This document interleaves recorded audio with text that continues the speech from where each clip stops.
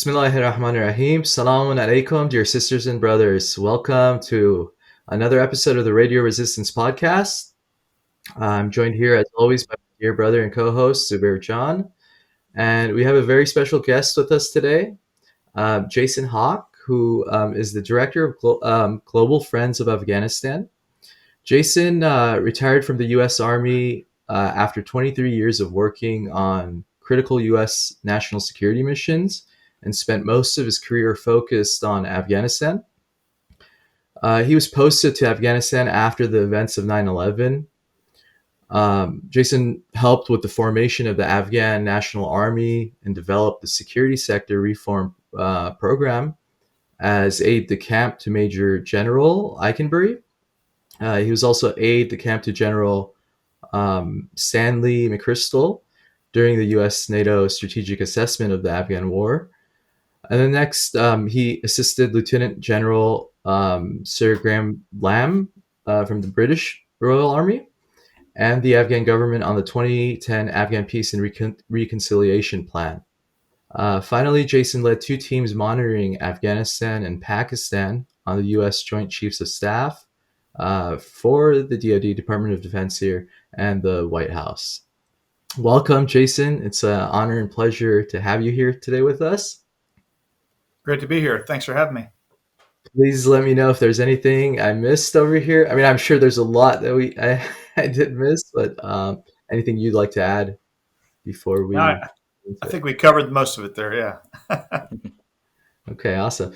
Yeah, so today, the topic that we had chosen to discuss is something that I believe is in your area of expertise, Afghanistan and Pakistan relations, but specifically Pakistan's role with the Taliban. We have a few. We'd like to start with the event that recently took place that prompted us to get on this episode. We've been wanting to do an episode on Pakistan and Pakistan's role with the Taliban for quite some time, but it was Bhutto, the foreign minister of Pakistan's recent remarks that prompted me to reach out to you, Jason, and have record this episode. Yes, so I think a good starting point would be for us to kind of go back in history and take a deeper look at Taliban 1.0, Pakistan's role in their creation, and then we could circle back to Bhutto's remarks as that was more recent, and if we go down in chronology or chronological order. What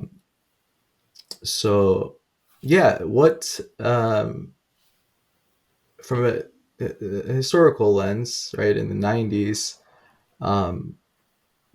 how exactly or what was Pakistan's role in the formation of the Taliban? How did they come to in existence? Yeah, so I'll start in 2020 and then jump back to that. I was at a conference for U.S. Central Command. It was a public conference. We were talking about unconventional warfare. And in my particular presentation, we were speaking to Central and Southern Asian intelligence, military intelligence, and intelligence officers who had traveled there. And then it was a public gathering with the Central Command staff, and we allowed some schools to come in, universities that were studying that topic.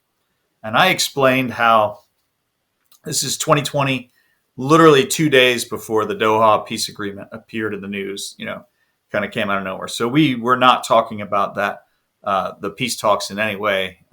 We were discussing what Pakistan had been doing in Afghanistan.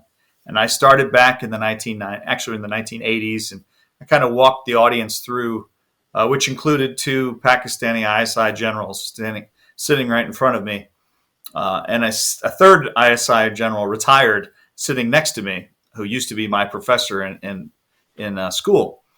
And so I was explaining the 80s and how Pakistan kind of got funneled all the money to create the Mujahideen, to fight against the Soviets and push the Soviet Union out.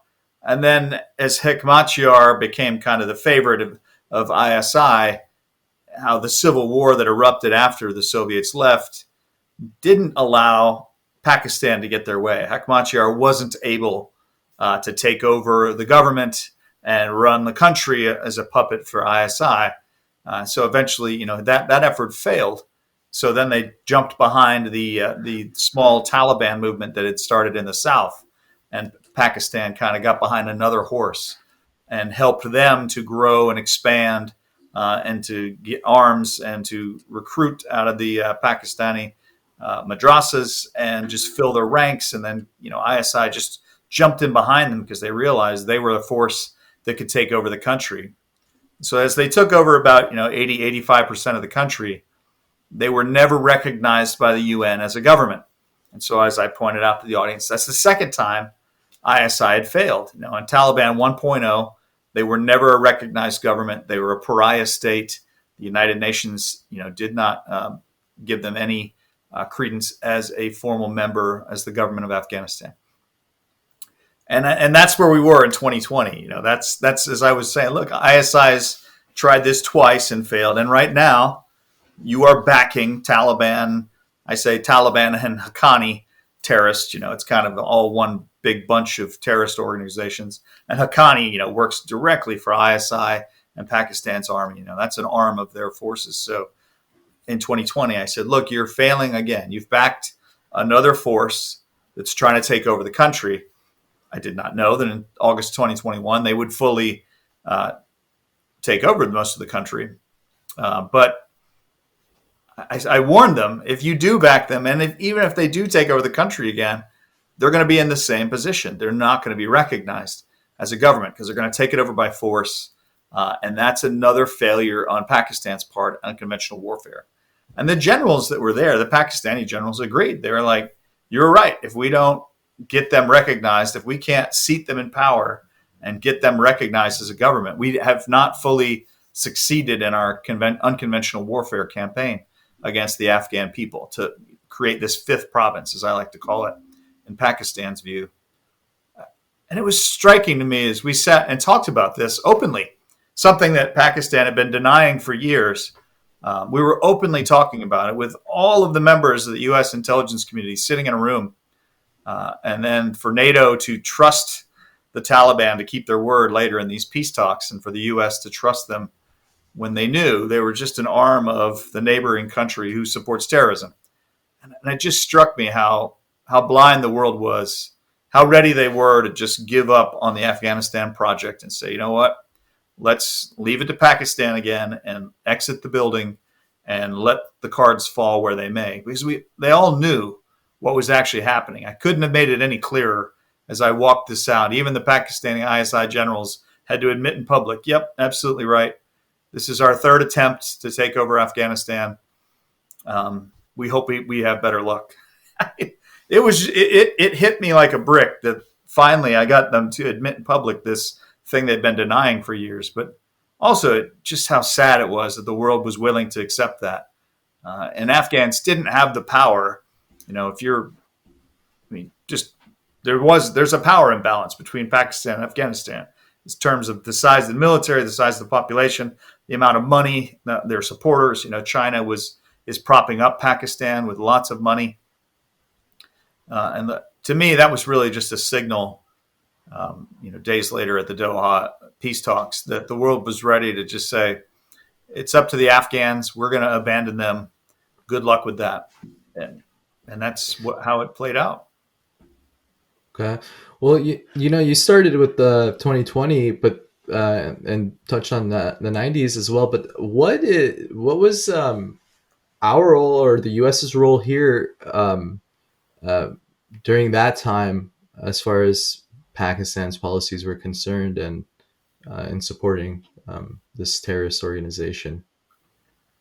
In the 80s, it was the America and all their allies, anybody who was anti-Soviet, backing through Pakistan, whatever force would do it. And at that point, not terrorist groups, Islamist leaning groups, but not terrorist groups. But the Taliban, comes out after that time period. That's after the U.S. and the rest of the world just walks away and leaves Afghanistan in chaos. And Pakistan was holding the bag. In reality, Pakistan had been running that war for the world against the Soviets. So that left Afghanistan in a tough spot, and it left Pakistan in a tough spot because they were trying to sort this out. And their best guess, their best hope was to put in Hekmatyar into power and see if they could, make some kind of stability in the country.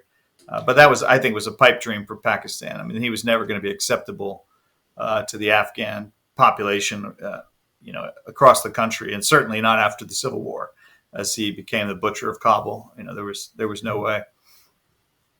Right. Go ahead, Zubair. Oh no, I just wanted to say, so what is like the reason that Pakistan continues to go after this? Like why are they trying to establish, like you said, this fifth province, this what some people call strategic depth? Like what's Yeah. the whole game plan there?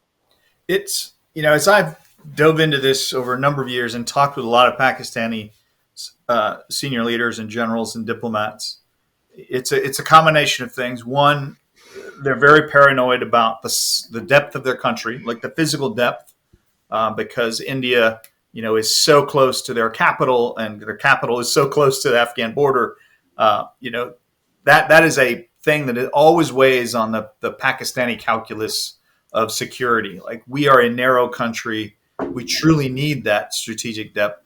The other piece of that strategic depth is we need an Afghanistan who will be our partner and not our enemy. If we do go to war with India, a ground war, we can't have Afghans who are best friends with India behind us. In warfare, that's suicide. If your enemy's friend is behind you, you're encircled.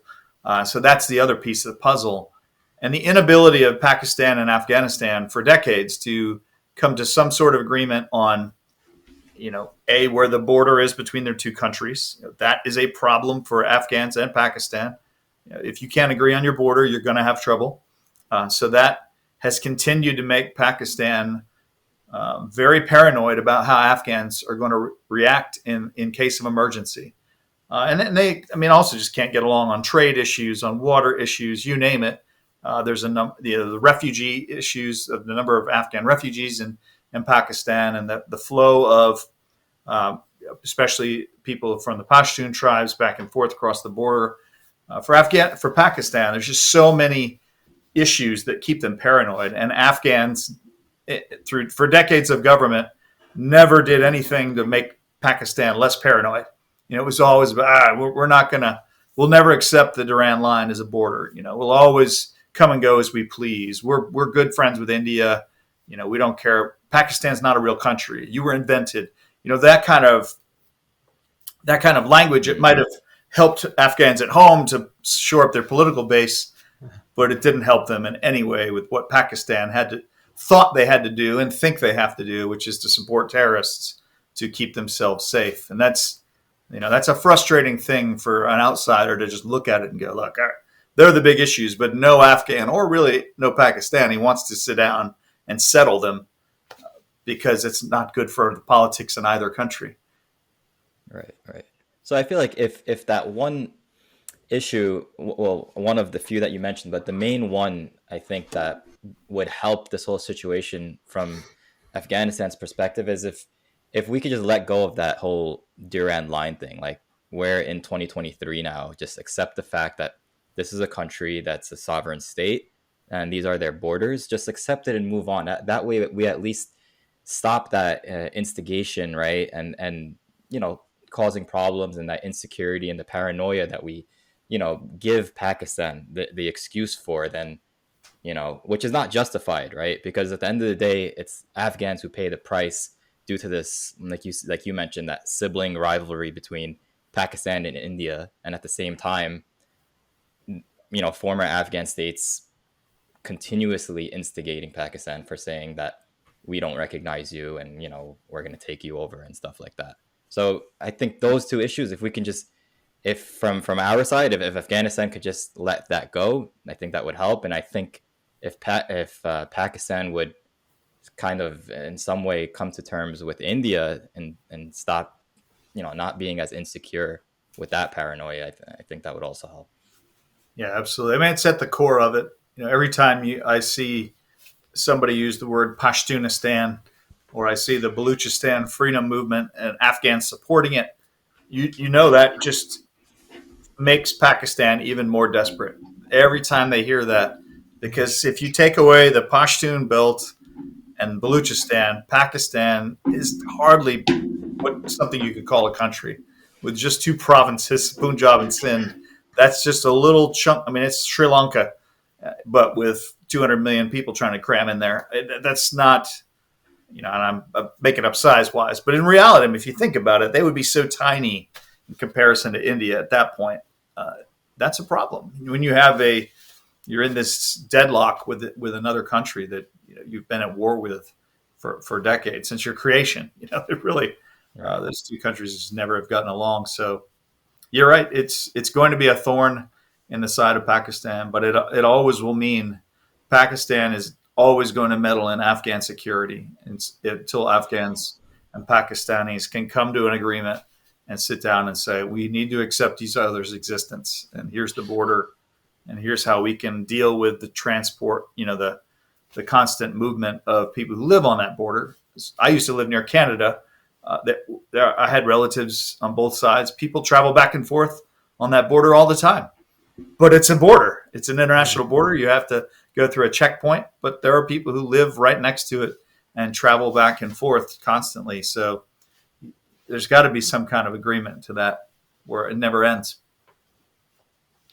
Right. No, so back in the 90s and I mean from the 80s and onwards, as Zubair John just asked, right, this question of what their actual interests are, it's pretty clear. But I mean, if we were to say that, so that strategy was being pursued for these reasons, well, why is it that when the independent government after the withdrawal of the Soviets from Afghanistan occurs, right? Why did we not see support from Pakistan of the other Mujahideen factions? Like, you mentioned that Hekmatyar was their number one, right?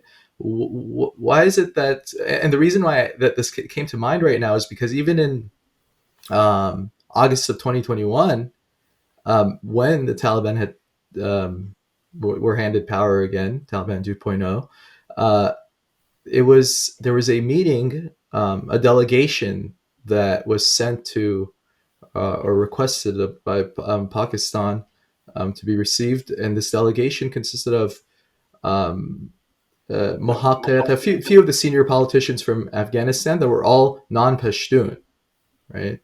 And as far as I'm concerned, the intent there was to, prepare these leaders for acceptance of this new. I refuse to call it a government. Yeah. This I like regime. regime. Yeah. There you go. Doesn't give any kinds of governance because they don't govern. They rule. Yeah, exactly.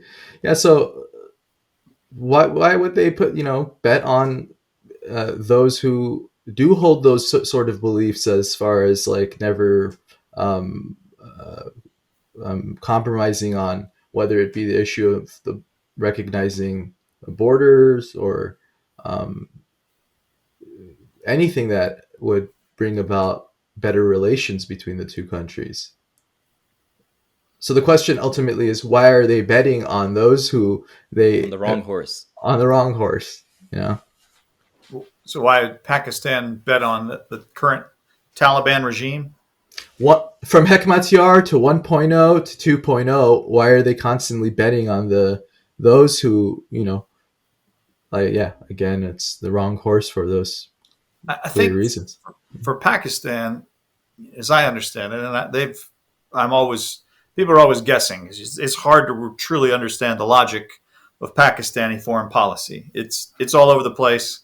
and it is often changed by their military and different from what the civilians say. But I think they're willing to bet on people like Hekmatyar, the first Taliban, and this new Taliban and Haqqani regime, because it's close enough for them. They know it won't be perfect, but they can control them enough that it's good enough. They don't care if Afghanistan's stable, if it's economically strong. They don't care if their women have any rights.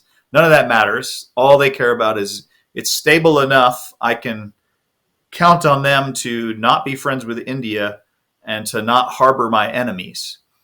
And I think that's all Pakistan at this point is. They would love to see that government recognized and have them be part of the United Nations, and this regime be seen as a government.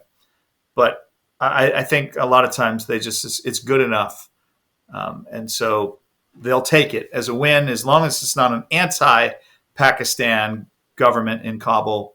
It's good enough. And so, yeah, I mean, that's kind of where they were stuck with the first Taliban regime. It wasn't perfect. The world hated them. They were a pariah. They did horrible things to everybody. But at least they weren't trying to launch the Pashtunistan campaign and rip down the Duran line as the border and harbor Indian intelligence all over the country, as Pakistan is always so worried about. So it's the imperfect best option, I think, is how Pakistan sees it. Although it's a train wreck for everybody else that looks at it. Yeah, I mean that's kind of greedy. I mean, it's only in Pakistan's favor, but then for the people of Afghanistan, it's like, oh, this is good enough for us. Pakistan says it's good enough for us, but it doesn't matter if you guys don't like who we're putting in power, or if the rest of the world doesn't like it. As long as it serves our interests, and that's where the hostility arises when common, lay Afghans have this, sentiment towards Pakistan. It's because it's like, why are you guys always playing games in our country? Why are you supporting what's in your interest but not in our interests? And also, I feel like the ironic part about that is that I think either this is a miscalculation by Pakistan or they're not understanding it. They think that, okay, so since we're going to put, let's see, you said Hekmatyar or the Taliban, whatever version, right? That it's good enough. And at the same time, they're not going to be friendly towards India and they're not going to be attacking or bringing up this Duran line issue. But at the end of the day, the more moderate groups that are out there, like Ahmad Shah Massoud and Rabbani in the 90s, and the current resistance right now, these are the number one option in terms of not having an issue with the Duran line. Like it's not a problem. This is the one group that doesn't bring that up, that wants friendly relations with Pakistan, and at the same time, they're moderate. They're also Islamic, and they also were the champions in fighting against the Soviets. So it's like, I think the main thing that, to add to your point, because I totally agree with you, but I think also what the factor that plays here is that these groups that they keep pushing are anti-West and anti-America, right? So that's in Pakistan's interest when they play this double game where they receive money from America, but at the same time, they think they're at war with America. And it's like, well, what's going on here? So I think that it's this like weird paradox that's going on. And I've never understood it. Like you said, it's so confusing and it's hard to tell what Pakistan's intentions are because it keeps changing and contradicting. I think that's a great point. Pakistan does enjoy having allies that are anti-American or anti-Western. And even though Pakistan claims to be a democracy, they do a lot of very undemocratic things, and they align themselves with very undemocratic people. There was a moment in that same conference in 2020 at U.S. Central Command, this 4-star headquarters of a conference, and I had angered these Pakistani ISI generals quite a bit in my presentation. I was purposely taunting them because I was not in uniform anymore, and so I could do so with all the knowledge I had about what they do. I was taunting them to see if I could get them to make an outburst. And they did. There was one point, one of the generals with a beard, clearly a very pro-Taliban guy, jumps up and basically, all red in the face, just says, you know why we don't care about America anymore and why we're happy to be friends with China? It's because China doesn't harp on human rights all the time when they talk to us. They just deal with us for money. We don't talk about each other's human rights problems and terrorism problems. We just get along together. I mean, and this was an American-held conference. Now, he was sent home from the conference after that outburst, but it was really telling that, yeah, they would rather, because they get so much money from China, they have strings attached, but they're not human rights strings. They're not religious freedom strings. That's not anything China cares about, of course, is they've, got a couple million Muslims in their concentration camps. So China clearly doesn't care. But Pakistan's fine with that. China's anti-Indian, anti-American. So why not support a anti-American government in Kabul as well? They want a regime there, no matter what it is. And I think one more point to add. I think that's a great point. That anti-Americanism is important. They also want somebody in Kabul who can have some sway or control over the Pashtun tribes, as there are more Pashtuns in Pakistan than there are in Afghanistan. That's a problem for them. So they need to have a regime in Kabul that can have sway over the Pashtun areas and belts and work out deals. Just as today, there are Pakistani intelligence officers in Kabul again asking the Taliban regime if they can help them with the TTP problem. Can they help with the Taliban Pakistan version? So, I mean, that's important to them too. They need The irony. somebody who can do their dirty work for them, and tamp down their terrorism problem they created. It's very ironic there, but I think it's just one. You touched on this yourself, Jason, but it's that riskiness, right? They just can't or refuse to take a higher risk with a group that they would feel would secure their interests, or would just they wouldn't be able to dictate whatever would secure their interests, right? Absolutely. Well, yeah. Okay. So yeah, that I think was a sufficient introduction into the background. But as far as Afghanistan-Pakistan relations during the 20-year war and the Republic era, or the Republic era, what went wrong militarily in Afghanistan in the last 20 years? And then this question of mine is actually twofold. Why wasn't there a coherent U.S. military strategy regarding Afghanistan? Yeah, that's an easy question. So 20 years, what went wrong? I've written about this a lot. I think about it a lot. I'll probably be doing some writing on it in the future. But I think the biggest problem, and I got there in 2002, is we first were figuring, we had just gotten done with the invasion. We had, the Taliban had run off. We were hunting down remnants of terrorists at that point, and we were starting to build the Afghan army. I think we were on our 4th battalion roughly when I got there. I watched the 4th battalion graduate as my boss was kind of being the new father of the army over there for them. And so the problem we had is you had Americans, the American political groups who basically some wanted revenge in Afghanistan. Some wanted to get in and get out. Some realized, what? If we leave in a hurry again, we're going to end up with the same situation. So we need to have a long-term plan, which is to help them have a security sector. Now, if you look at, and I like to tell people to look at the Korean War model. I think it's probably one of the best for how you can get that right. America had been involved in Korea like they had been in Afghanistan for decades before the war. Then there was a war in which America fought in the Korean Peninsula. And then afterwards, when the truce was set, when they came to a ceasefire agreement, the Americans, under a UN umbrella, brought in basically military training forces to boost what they've already been doing. And they've been training that South Korean military really since the 1940s. And they had a long-term plan. They would stay there for decades and augment the South Korean military with support and train and to this day, American forces are it's an American 4-star general. It's a United Nations mission with a United Nations force of military members providing support in every facet to the South Korean army. And I think that's what was missed. And I write about this, and I lay this out as an option in the book that I wrote on Afghanistan a couple of years ago or last year. I think that's the big option we missed. We never invested the same way we did in South Korea to set up a long-term plan in Afghanistan, because in America, they were different parties arguing over what we should do on the policy front. There were people within our military who were arguing over what was the right solution. Believe me, the U.S. Army didn't want much to do with Afghanistan after 2003.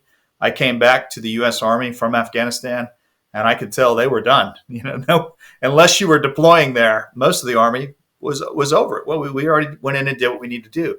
It's up to the Afghans now. But it's not the same position we take with Korea. In South Korea, people rotate there every single day. New forces are going in and out as individuals, and they don't even think twice about doing that. It is literally still, an area where combat could break out at any moment, full-fledged massive war. But we rotate troops in and out there, and we've done it for decades. And I think that's the true missed policy option for the U.S. military. But then you have to factor in NATO into that. This is where it gets confusing. NATO is, this alliance of many countries, and they were brought in 2003. I was there when we brought them in. We were lobbying to get NATO more involved in Afghanistan. And so then you had the nations of all those national parties arguing over what should be the long-term solution. In the end, they took the middle ground. We will help train Afghans for an undetermined amount of time. We won't do anything about what Pakistan is doing. We won't make Pakistan stop arming terrorists that are coming over the border to kill us and Afghans every single day. And we'll just see where that goes. It wasn't the written strategy, but that was the big political strategy policy for those 20 years. We're going to help Afghans get on their feet, but we're not going to do anything about Pakistan, which is really the long-term problem, is Afghanistan and Pakistan don't get along. We tried to reinvigorate that a little bit in 2009 and 10 when I went back in, and we continue to work on that, trying to create some synergy between what was happening in Pakistan and Afghanistan. I think the closest we came was under the Trump administration, when we kind of dropped the hammer on Pakistan for their terrorism support. But even that went away as the Doha talks gained steam, and the Trump administration ignorantly believed that was going to go somewhere, which it didn't. In the end, it just undermined the entire thing. And then the Biden administration just pulled the plug on everything and said, screw it, we're walking away. And so we're a democracy in America. We have very different presidents that come into power, and each president has to listen to many different political voices along the way. So really, that's 20 years of dysfunction. Whereas I look at South Korea and I think, wow, we had one policy and we have followed it for decades. And the big difference, and this is the one I challenge anybody who thinks they were so different. Of course we had to stay in South Korea. It's so different. In Afghanistan, within the first couple of years, there was a democracy that respected human rights. There was a republic, there were elections, there were elected leaders. Was there corruption? Absolutely. There's corruption in Chicago and New Orleans right now. There's probably a little corruption in LA where you live. There's corruption. Got it. But in South Korea, they had no democracy for really from the 1940s until the 1990s. It was one form of dictator or military leader after another. They didn't have democracy. They didn't have human rights. That wasn't really until 1991 Korea became an actual partner in democracy and human rights. But we protected them all those decades, and we trained their military all those decades and stayed with them, and we are there today. And I think that's what really went wrong, is in the big picture, we didn't have a policy in the U.S., in NATO, or in Afghanistan. The Republic didn't have a policy that was going to get them where they needed to be in the end of the road, which was it's some kind of peace with Pakistan and a long-term security cooperation that really meant there would be people on the ground. And there were so many mistakes along the way, but that was the big thing to me that I think was missed. Okay. Just a quick follow up. Did you see a role from within the, aside from corruption, right? But from within the central government or the republic as well? Um, for example, in relation to working on those ties with Pakistan to help them or provide some assurance and reassurance of for some of their concerns? Or did we see a continuation of exactly pre um, this republic, right? Or this Yeah, former republic now? I think if you look at the interim government, the Karzai era or the Ghani era, and the parliaments throughout all of that, and the ambassadors throughout all of that, no one was solving those problems that Afghanistan and Pakistan had. In fact, they were even creating more problems between NATO and Afghanistan. There was regular, you know, ignorant statements, or short-term thinking coming out of Kabul against America or against the NATO coalition, like biting the hand that's feeding you, if if you use that as expression.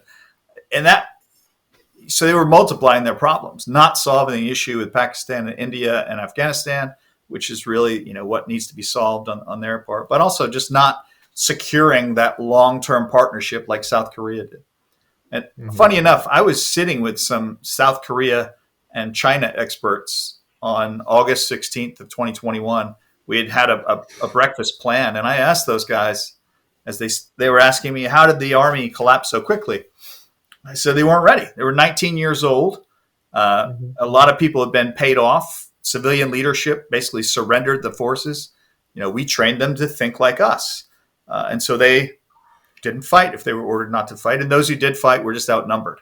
It wasn't going to make it. There was no way you're going to stand up to that force without air support, without intelligence support, without maintenance support. And I asked them, okay, so you think you all are work on China and the Koreas.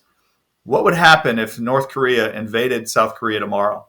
I said, how long would the South Korean military last if the entire alliance walked out the day prior and America offered no air support, no support at all? They just walked away and said, you're on your own, South Korea. And they all looked at each other. And I know they wanted to say, oh my gosh, they would collapse in a day. But all they wanted to say instead was, we would never do that. We would never fully pull out of South Korea. We'd never abandon an ally like that. I said, did you see what happened in Afghanistan? Of course, alliances fall apart. That one did. And then they all admitted, yeah, South Korea's army probably lasts 2 or 3 days, and then they'd collapse. They just are not capable. And I think that's something we all missed. We missed that part. We didn't plan for it.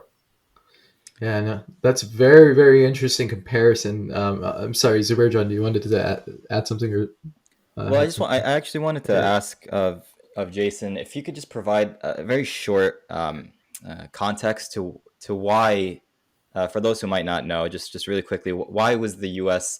involved with Korea to begin with? Right, it was President Truman due to the influence of communism growing right in Asia. But at the same time, why are they still there is the question. Why is America still there? Because then we also have to be considerate, or at least let's just bring up the opposition to these takes, which is, well, oh, America is just this imperialist power, and they're just there to to set up these colonies or whatever. So, for in regards to Afghanistan, we know the reason was because there's this legitimate war on terror. This is a real thing. But what was in terms of that comparison? Why was America in Korea, and why are they still having that alliance, like you mentioned? Yeah, so during World War II, there was a split in China between communism and democracy, we'll call it nationalism. And in the end, the communist bloc of that won in China, and the nationalists or the non-communists were kind of pushed south. But that split, grew as the Soviet Union was marching forward with communism. That started the real Cold War and America's aversion to communism and wanting to partner with anybody who was fighting against it. So it got America involved in South Korea and stayed involved through the 40s. There was literally a war with Russia backing the North Koreans and China supporting the North Koreans against the South and America. which created that alliance to shore up the southern part of the country and keep it from turning communist. And so, a lot of people push back on me on that example. But is communism any more dangerous today than terrorism is? That's why we're still in Korea. We're there to keep South Korea free and independent and part of the global economic community. I mean, South Korea is an economic powerhouse. They're a cultural powerhouse. The biggest band in the world is South Korean, not because of America's influence. All we provide is a security umbrella there so that South Koreans can do what they do, which they're really good at. They have made an amazing country there. And America doesn't get much out of that other than one more economic partner. And it gives us some basing rights to be in that part of the world. But we still have basing in Japan and the Philippines and all over Europe. So anywhere we ever touch down in a war, we generally keep some kind of base because we stay friends with the people we live with. That was what was missed, I think, with Afghanistan. There was never a plan to say, you know what? Afghans and Americans have a lot in common, and we should have a long-term alliance. And it's okay if there's a base here that has American and NATO forces on it. We had suggested, one of the things we suggested at the end in 2020 was to have a counterterrorism training center in Bagram or in Kabul for the long term, to be there for decades so that Afghanistan could be the center of training anti-terrorism, counterterrorism forces in Asia. We have one in Jordan where we also keep American special operations forces rotating through.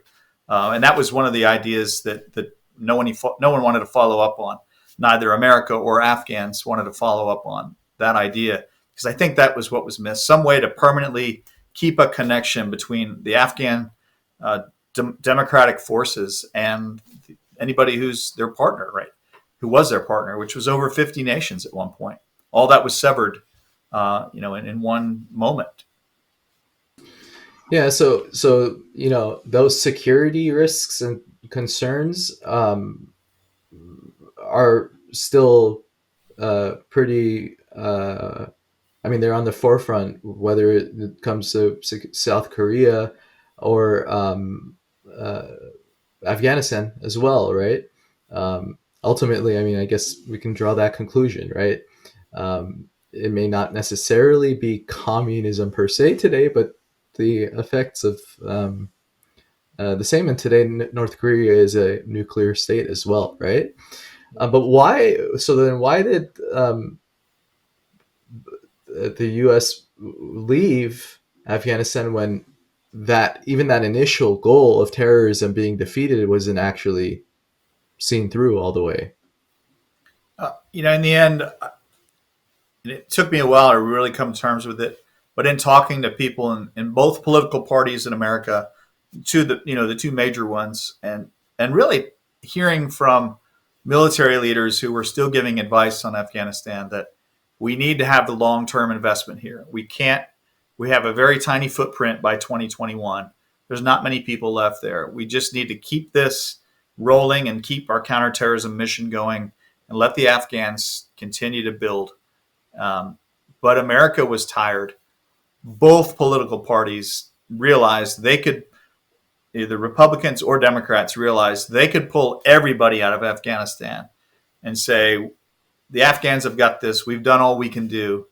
We don't need to do any more. And they would not be thrown out of office. Trump figured that out. And then Biden saw that even Trump's party was happy with that. And so Biden, for him, it wasn't even an option anymore. His party had wanted out for a while since he was vice president. And when he saw the Republican Party didn't care either, that was it. It was a free pass for Biden. Just say, everybody out of the pool. That's it. We don't owe the Afghans anything. And personally, you could see in his public statements before and after, he's not a fan of Afghanistan or Afghans. That's just, he's got some issues there with the country itself. So, it was easy. They were tired. The citizens were tired, and NATO wanted out even more. The rest of NATO, America is part of NATO, but the European side of NATO wanted out even more. They were done. They don't have much money to spend on defense like we do in America. So they were ready. They were more than happy to take that excuse. America's leaving. Okay, we're gone. Do you think that this whole over the horizon strategy is something that is uh, the current administration is convinced it has been successful and is going to be successful? I think it's a pipe dream, and anybody who studied the 1990s and realized what over the horizon counterterrorism does, it led to September 11th. So I have no hopes that if you're going to count on Pakistan to help you rein in terrorism in South Asia, when Pakistan is the biggest terrorist supporter in South Asia, your system is broken. Like that is not a long-term recipe for any kind of success. So I literally just sit around waiting for the next September 11th because there are now more terrorists in South Asia, and they have freedom to run anywhere they want in Afghanistan. The Taliban, the Haqqani group does not care. They're not going to lift a finger. They're just busy getting rich.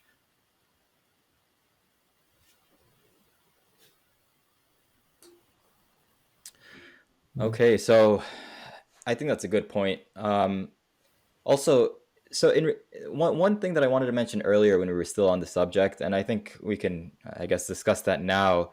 So, in regards to Pakistan's role with the Taliban currently, um, what do you think about that? Because, for me, I was always convinced, and I think it was clear throughout many, all the intelligence and different articles and interviews with Pakistani generals themselves, that Pakistan was supporting the Taliban and throughout the 20 years.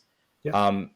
What about currently? On August 15th, one of the things that stuck out to me was I remember the Grand Mufti of Pakistan, Mufti Taqi Usmani, who is also affiliated with the government in their justice system. He made a claim that the Taliban's takeover of Afghanistan was uh, akin to, or like similar to the Prophet Muhammad's conquest of Mecca. He's praising this terrorist movement, ignoring everything that they did, suicide bombing thousands upon thousands of civilians, of Muslims, right? And now this is a Muslim, Grand Mufti, saying that, oh, congratulations, pretty much what they're doing right now, this supposed general amnesty is reminds me of the Prophet's conquest of Mecca. And when he said that, that's when I was like, yep, this was no doubt that this Pakistan was involved all along, and they finally got what they wanted. And then when we saw the ISI chief come into Kabul, when we saw what we mentioned in the beginning of the podcast, right? When we said the foreign minister of Pakistan, Bhutto Zardari, said his remarks in regards to Afghanistan, when we saw Imran Khan several times throughout the last year and a half say that we need to recognize this movement, this regime, we need to help them, and we need to, we need the world to recognize them. When we see all these, to me, it's like it's so clear. It's like, what more proof do you want that Pakistan has been involved? So currently, would you say that Pakistan is still just as involved as the past 20 years, or more or less? What would you say about that? I think they're involved at the same degree, if even maybe a little bit more today, because more Pakistanis are more bold in their public statements about how happy they are that they put their allies back in power, and they're pretty insistent at every conference that they go to diplomatically, both the foreign minister and the deputy, no matter who they meet with, they say, hey, we need to get the world to recognize the regime in Kabul as a government. That's important to Pakistan. And so I think they're even more overtly in support of what's there. Do they have as much control over them as they did when they were an insurgent force living mostly in Pakistan? Of course, that's going to lessen because those leaders are no longer, the Pakistanis can't easily throw the leaders in jail or take their family, put them in jail, or kill anybody who gets out of line. So they've lost a little control there. But at the same time, those Taliban leaders still have lots of relatives in Pakistan and lots of supporters. And so there's ways they can still apply pressure to even those most senior leaders. And of course, they could allow an American drone or an Australian drone or somebody to come in and whack one of the Taliban terrorists, because they still have that ability to give the airspace up. So I think Pakistan has as much control. I remember one of the generals that I talked to over the years, and I said, "Look, man, why is ISI still so invested in supporting the Taliban? Why can't you really be friends with NATO and help fight the Taliban and your Haqqani guys? Why don't you stop them?" And he said something to the effect of, "Even if we've publicly stopped doing that, and our official position was that we wouldn't do it, and we turned off all of our intelligence officers that are working on it, there's still enough retired guys in Pakistan ISI and in the army who support the Taliban that they could run the network and supply them and support them on their own without the government even having to empower them." I thought, well, when you've got that many people so invested in it at different levels and layers, it's hard to turn that switch off, even if you wanted to. And I don't think Pakistan wants to. They're happy if they can get that Taliban regime recognized as a government. They're really happy. But even if they can just keep them in power, they're happy enough. It's good enough for Pakistan. That's a really great point. Yeah, I like to consider, or I like in the past I've called Bhutto the mother of the Taliban and the ISI officers, and specifically Hamid Gul Rais as of the ISI as the father figure of the Taliban. But yeah, no, it's as Zubair John was saying in regards to the Mufti Taqi Osman. And Mufti, by the way, for those who might not know or are familiar with that term, that's a pretty high level, maybe the highest as far as clerics within the Muslim world are concerned.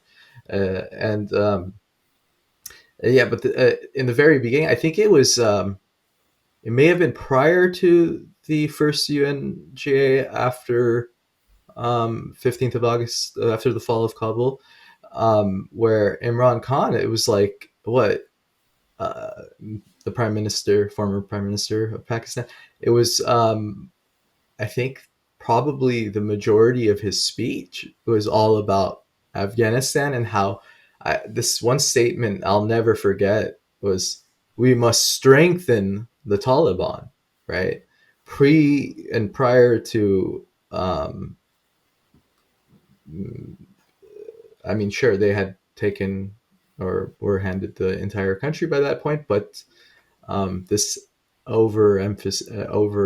emphasizing and over uh, um, just pushing for Yeah, recognition from that point constant, onwards. absolutely constant. Yeah, yeah. And yet, I think this might be a good time for us to circle back to those recent remarks, though, from Bhutto. Yeah. Yeah, Zubairjan, do you want to summarize kind of what it was that Bhutto was as a refresher for us? Well, if I don't remember every single thing, but I remember what stuck out to me was what was like the biggest kind of slap in the face, I guess, was that he said, "Oh, in regards to," he was talking about how the Taliban are necessary to combat terrorism in, in Afghanistan, which is the biggest like oxymoron. It's like you can't use those two things in the same sentence. Like it doesn't work. That's not how it works. But and then he was saying, oh, in regards to any resistance in Afghanistan, he said they don't exist, or he said, what did he say, that they have no, it's a pipe dream that they'll do anything or that they'll be able to combat the Taliban. Do you remember the exact words? But that's what he said, and to me that just shows you what they actually are insecure about, what they fear, or what they're against, which is they don't want an actual genuine Afghan resistance against their terrorist proxy. So they're going to come out on an open stage and international, on an international platform and say, "Oh yeah, that the resistance is fake." Meanwhile, we saw in the past year and a half, I mean, you can't just discredit something that's reality, and say that, oh, they didn't exist. We saw them battling they're the biggest thorn in the side of the Taliban right now is the NRF. There's no doubt about that. And that's without any IC support, right? Right, and that's without a single amount of support from the international community. And if the resistance is able to hold their ground for this long without any support, I think that's also something that the international community needs to look into, which is, well, if the Taliban are this terrorist movement that we are not going to recognize, so then what's the solution? I mean, dialogue doesn't work with these people. Sending them money doesn't work. Um, Putting pressure on Pakistan doesn't work. It's clearly they don't care. So what do you do now? I think something that worked, but if we can do it properly, if we just do it the right way, is what we did in the 80s, right? Which was, let's assist the people of Afghanistan in fighting their own fight. And I think if the people of Afghanistan, without, you know, planes and bombs and drones or whatever airstrikes, were able to defeat a superpower of the world, the Soviet Union, I think defeating this proxy state right now, the Taliban, or I think at least holding their ground and taking territory is much more realistic. If we just do it properly, if we don't just randomly hand out weapons, giving it through Pakistan and allowing them to hand it to whatever group that they want. No, it's like, give it to the one group that is an ally, that you can trust. And I think they can fight their own fight. But anyway, sorry, I think I went on a tangent there. That was kind of not the point that was. I think that was a great point, Zubair John, and I guess a question that I have from Jason in regards to this point. I mean, so we've spoken plenty on Pakistan specifically, but how do you see the prospect of the resistance succeeding in the future, and how the international community can assist the resistance? I mean, we know that Bhutto's statements we know why he had to say what he said, right? So, but your opinion, that I think because of the past, because of the history of or nations supporting different Afghan segments, and different countries supporting different groups, led to this kind of the civil war. There was still factionalism even under the Republic. You had a lot of different warlords, leftover commanders, whatever you want to say, who were getting money from different countries to do different things. All of that kept Afghanistan kind of torn apart, never unified, never, as you mentioned earlier, looking at the big problem, which is solving their relationship with Pakistan. I think there's a lot of hesitation amongst countries to get involved again in supporting any Afghan group. And so, as I've explained to a lot of Afghans that I've talked to around the world, if there is some kind of a coalition government in exile, and Afghans are talking about this now, and other countries are talking about the ability to recognize something like that. Just flip what the Taliban did to the Republic on its head. If there's a government in exile of Afghans, and they don't have to have a president, they could just be a committee, show that inclusiveness, show that commitment to human rights. I think you could find nations who would then support the military arm of that government in exile and fund, whether it's the NRF or another organization that is creating with the NRF at its core, however that is formulated, some kind of unified organization. I don't think it can be, if it's too ethnically linked, or it's too linked to certain provinces and not others, if it's seen by groups to be, anti-Pashtun or anti-Hazar or anti-Uzbek, it's dead in the water. It's got to be some kind of unified resistance that has a political arm and a martial arm, a military arm. And I think you might get countries, I know I've heard members of Congress talking about this now, wanting to support, groups like the NRF, and some have named the NRF themselves. So there is interest. But there is not it hasn't got to the level where I think there's really going to be support, whether overtly or covertly, to back the NRF or other organizations similar to it. And clearly the NRF is the largest and the most well known, and the one that's been able to do the most on the ground. So I agree with Zubair. If they're able to have some kind of political alliance and council at the head, a government in exile, and maybe they take up residence in DC or Geneva or Doha and have a government in exile location, a place where different nations can come in and talk with them and use them to connect to that military arm that has clear, rules and is planning. It takes ground and holds ground, whether it's districts or provinces, and starts to show that they can create the Afghanistan that Afghans want, which it has freedom and respect for human rights for everybody. I think you could see some nations leaning in and wanting to get involved. But right now, all eyes are on the Ukraine. All eyes are on Russia. Everybody is taking the Ukraine as an excuse to let whatever is happening in Afghanistan to happen, and say, it's just too busy. The Afghans need to sort that out. It's a very easy excuse to just say Ukraine's too big to lose, so we've got to put everything into Ukraine. We tried to help the Afghans for 20 years. They didn't help themselves enough, so we don't care about that. It won't be a problem. This is what was said in the 1990s as well. September 11th became kind of a problem. But I think that's where we are right now. Until Afghans can show it doesn't have to be total unity. It's not going to be some, Pollyanna or some perfect utopia of a group or organization. And the strategy on the ground will evolve as any does, kind of running an insurgency against that regime that's sitting in Kabul.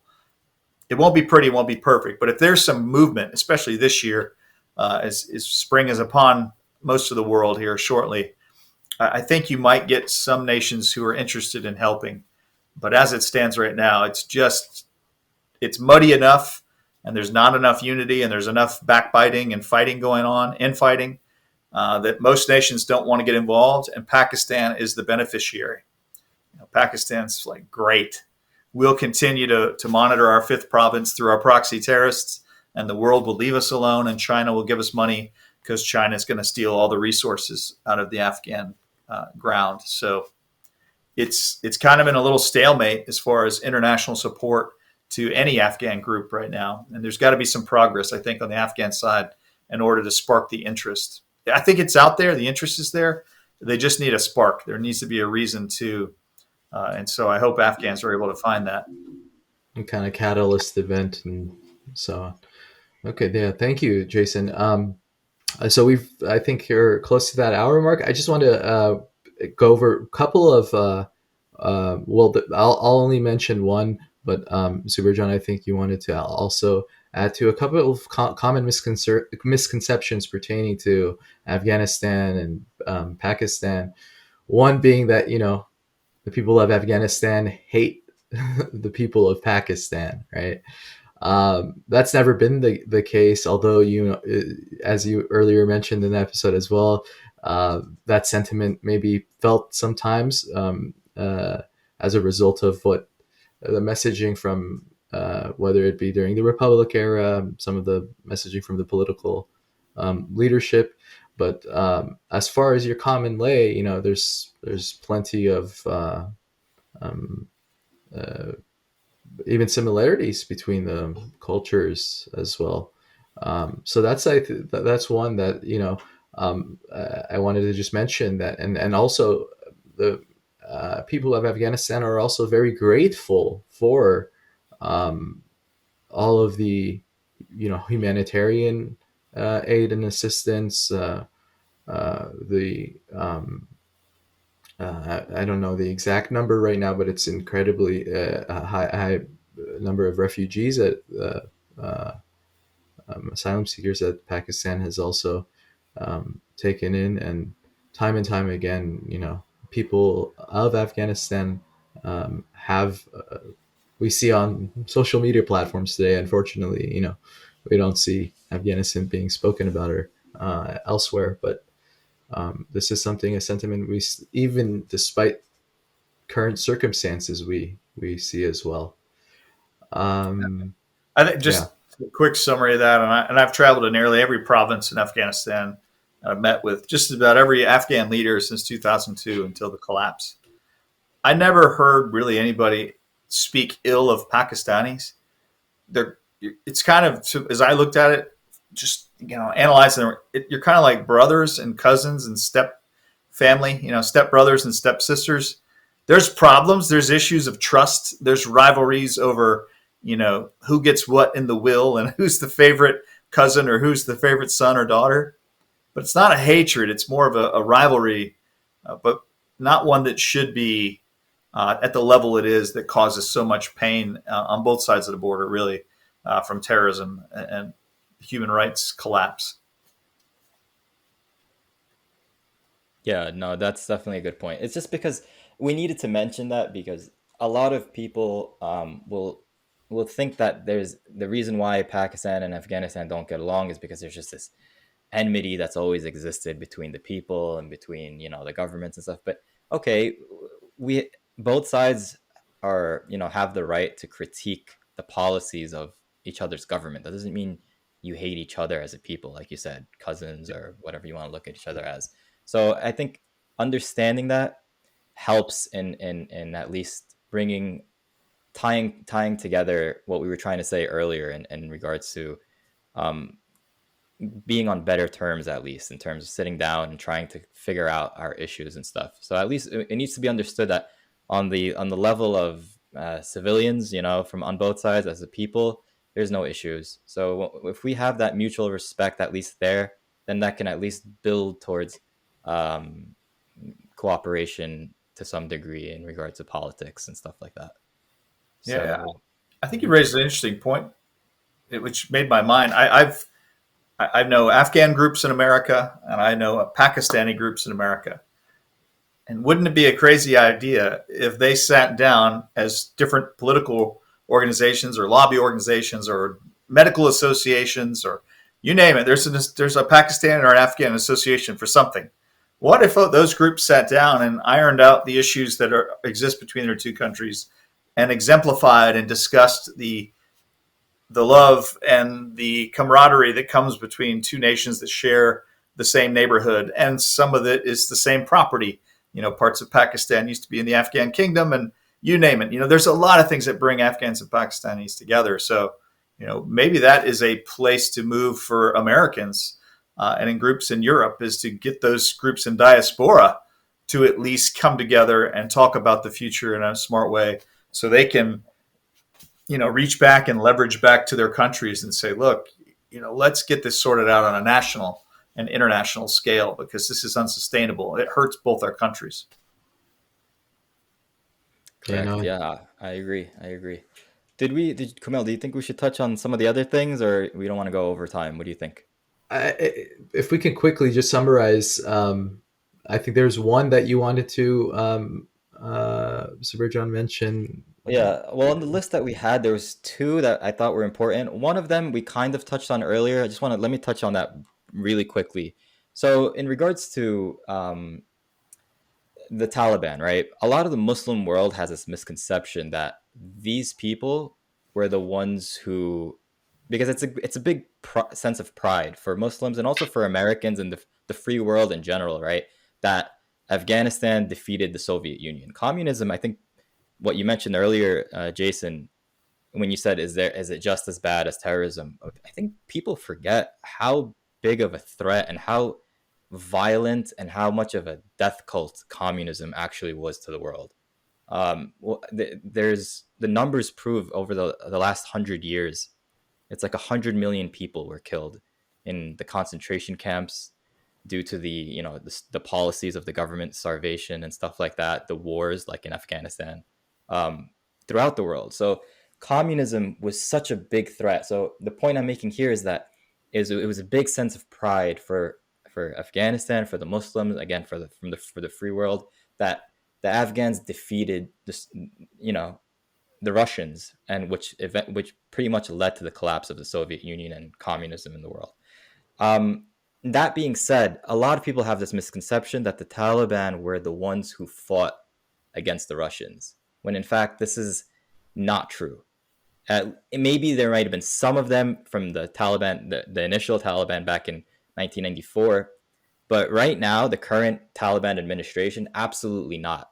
I mean, not a single. If we look at their lineup of who's in their cabinet, not a single one of them. And I wrote a Twitter thread on this, that not a single one of these people fought. They didn't just fight against the Soviets. So they didn't fight against the Soviets. Half of them weren't even born at that time, or if they were, they were actually in Pakistan. When you look at their bios, they weren't in Afghanistan. What So was these that people, thread in response to, Zawarjan? Sorry to interrupt you. oh 'Cause- yeah, yes. So the thread, the thread was in response to, I quote tweeted Anas Haqqani, right? Which who he puts out on February 15th, which is on the day that that marked the defeat of the Red Army in Afghanistan. He's like trying to take credit for what happened in those 10 years, the sacrifice that the people of Afghanistan made in fighting the Soviet Union. He's trying to take credit for their work when it's like, dude, you were like 2 years old when that happened, and none of the current Taliban administration fired a single shot towards the Soviet Union. So that needs to be understood, that these were not the people who fought the Russians, and these were not people who, they didn't even grow up in Afghanistan. They didn't even serve Afghanistan. These people were the enemy of Afghanistan in the last 20 years. Like I said, suicide bombings every other day, attacking a democratic free country. And what they're doing right now, they oppressed the people for 5 years, from 96 to 2001. They're again putting the country back into darkness for the last year and a half. They have never served the people of Afghanistan. But the point I'm trying to make here is that the Taliban are not from Afghanistan. They don't serve the people of Afghanistan. They don't represent the people of Afghanistan. And the main point there was that they did not fight the Soviet Union. And the ironic part is, some of the haters, or some people who will try to criticize, the situation in Afghanistan, they'll say, "Oh, the NRF, these are these sellouts," or I don't know, making up all kinds of things, that these were puppets who didn't serve Afghanistan, when it was the father of Ahmad Shah Massoud, who led the biggest fight against the Soviet Union, and also some of the commanders who are currently here, or some people that they're related to. It was them that fought the Soviet, that played the biggest role. Of course, it was a collective effort, but they did play the biggest role. Russia admits this till today. So it's like, that's a big misconception, where they think that this group didn't do it, and that this group, the Taliban, were the ones that were responsible. And I think I made that point clear. The other thing that was related to that, Kamel, I don't know if you want to touch on that, or if you think I should.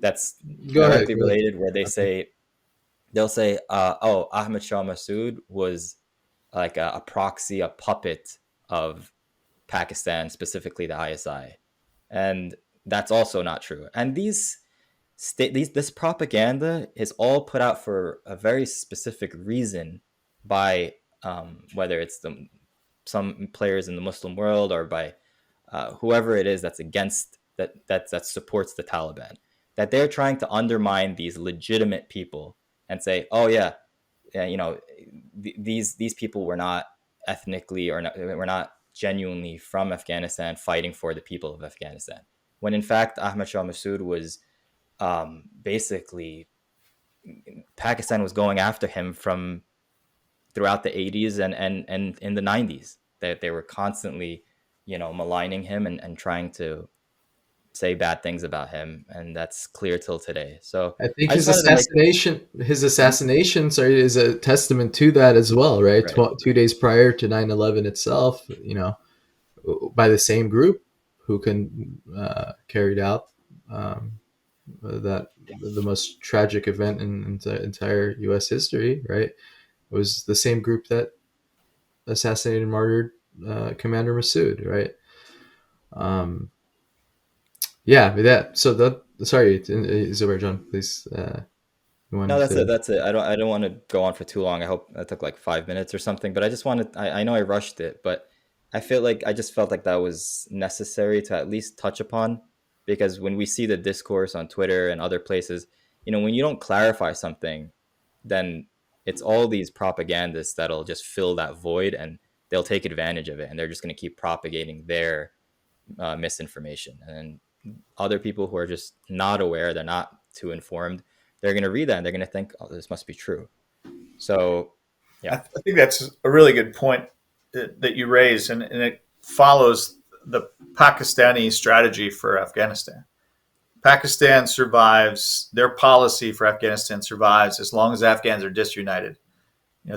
Pakistan believes in that, divided they fall theory of war, and they want to keep Afghans at each other's throats, for the smallest or biggest of reasons. I watch some of their intelligence folks operate on social media and how they try to get Afghans to constantly fight against each other. If you're talking about the genocide against the Hazaras, then that means you're against Pashtuns and Tajiks.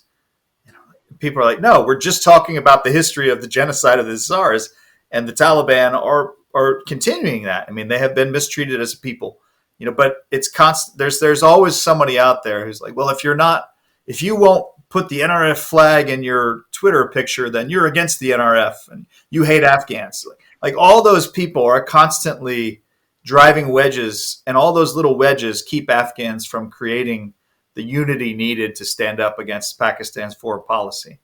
And so it's always frustrating. I feel your frustration. It's hard to watch the little picking and the rewriting of history, and it's constant. I mean, some people spend their entire day on social media just trying to get Afghans to not like each other, find reasons to not be united. And that's, in the end, that always helps Pakistan's foreign policy.